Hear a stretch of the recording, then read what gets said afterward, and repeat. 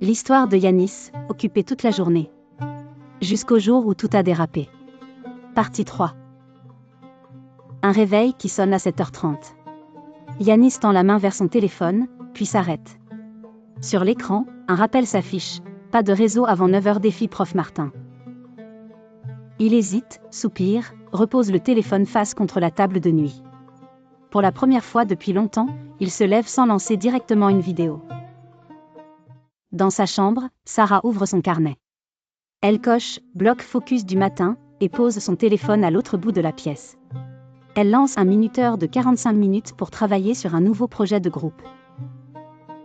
Les premières minutes sont inconfortables, sa main cherche son téléphone par réflexe. Elle force son attention sur le plan du projet, une feuille blanche qu'elle remplit petit à petit. Au bout de 45 minutes, le minuteur sonne. Elle se rend compte qu'elle a avancé plus en un seul bloc qu'en plusieurs soirées, à moitié concentrées, de l'épisode précédent. Yanis, en salle d'études, ouvre son ordinateur sans lancer ses réseaux. Il affiche son planning en bloc temps, inspiré de Prof Martin, 2 blocs focus dans la journée, 1 bloc réseau, 1 bloc repos. Un ami lui envoie un message, « Vidéo de fou, regarde ». La notification apparaît sur son écran. Yanis sourit, coupe les notifications et se dit « Ce sera pour le bloc réseau, tout à l'heure ». En cours, Sarah prend des notes à la main au lieu de jongler entre plusieurs applications. Elle remarque qu'elle se rappelle mieux ce que dit le prof quand son téléphone reste dans son sac.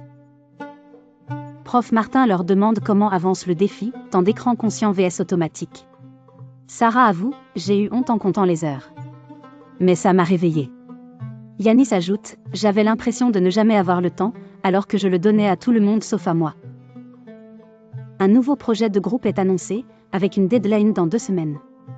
Laetitia, une autre étudiante, propose « On fait comme d'habitude, on voit ça plus tard ?» Sarah répond « Non. On bloque une première session ce soir. » Le groupe se retrouve dans une salle calme. Avant de commencer, Sarah propose une règle. 30 minutes sans téléphone, on pose tous les écrans au milieu de la table. Après, on fait une pause. Grincement de dents, mais tout le monde accepte.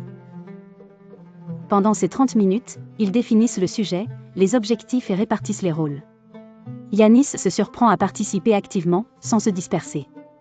Le projet a déjà une structure claire, sans tension. À la pause, chacun récupère son téléphone. Yanis regarde l'heure et réalise que ce qu'ils viennent d'accomplir en une demi-heure leur aurait pris 3 soirées, entre 2 scrolls auparavant. De retour dans sa chambre, Sarah planifie 2 blocs focus supplémentaires dans la semaine, un pour la recherche, un pour la rédaction. Elle garde volontairement une soirée sans projet ni réseau, juste pour se reposer. Yanis fait un tri radical de ses applis, il garde ses réseaux, mais supprime les jeux les plus chronophages et coupe les notifications inutiles. Si j'ai besoin de voir, j'irai moi-même, se dit-il. Le week-end suivant, Sarah se réveille avec l'envie de tout rattraper. Elle se ravise, non, j'ai déjà prévu mes blocs. Le reste, c'est du temps libre, assumé. Elle part marcher seule, sans écouteurs, téléphone en mode avion. Yanis, lui, rejoint des amis au terrain de sport. Il réalise qu'il profite davantage du moment présent quand il ne pense pas à capturer chaque instant pour les réseaux. Le soir, ils comparent leurs statistiques de temps d'écran. Les chiffres ont baissé, surtout, la part de temps automatique a reculé au profit de temps conscient. Ils se sentent moins coupables, plus aux commandes. À l'approche de la deadline, le groupe se réunit pour finaliser le projet. Grâce au bloc planifié, chaque partie est déjà avancée. Il reste à harmoniser, ajuster, répéter. Pas à tout créer de zéro. Pendant qu'ils travaillent, un autre groupe dans la même bibliothèque commence tout juste à s'y mettre, stressé, les yeux cernés. Yanis échange un regard avec Sarah, ils se reconnaissent dans leur ancienne version. Une tentation arrive, un match important est diffusé en live le soir même, pile sur leur dernier bloc prévu pour répéter la présentation. Le Yanis d'avant aurait tout lâché.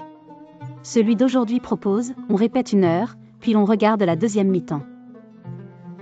Il répète, corrige quelques maladresses, simplifie des slides trop chargés.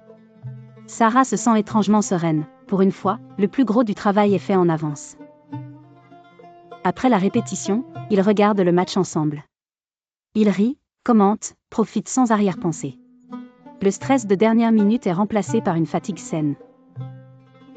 Le jour de la présentation, Yanis se réveille sans cette boule au ventre habituelle.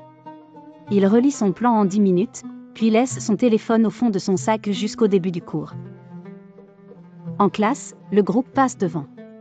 Les transitions sont fluides, le contenu est clair, l'argumentation tient debout.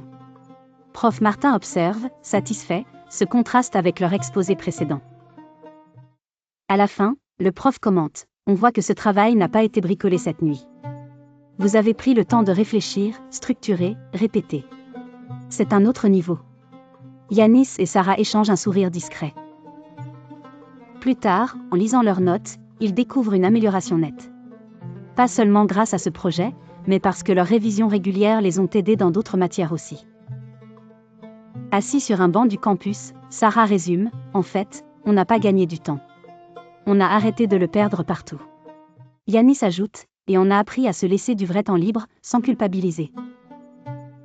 Il passe devant un groupe d'étudiants qui se plaignent de manquer d'heures dans la journée, téléphone à la main, vidéo en boucle. Yanis hésite à leur parler de bloc-temps, puis se dit que chacun doit avoir son déclic. Yanis et Sarah n'ont pas rallongé leur journée. Ils ont simplement repris la main sur ce qui remplissait leurs heures. En apprenant à limiter leur temps d'écran et à créer des focus blocs, ce n'est pas de finir à 3 heures du matin, c'est d'avancer sans se perdre en route. Et toi, quel sera le premier bloc que tu placeras dans ton bocal de temps ? Abonne-toi et active la cloche pour ne rien manquer.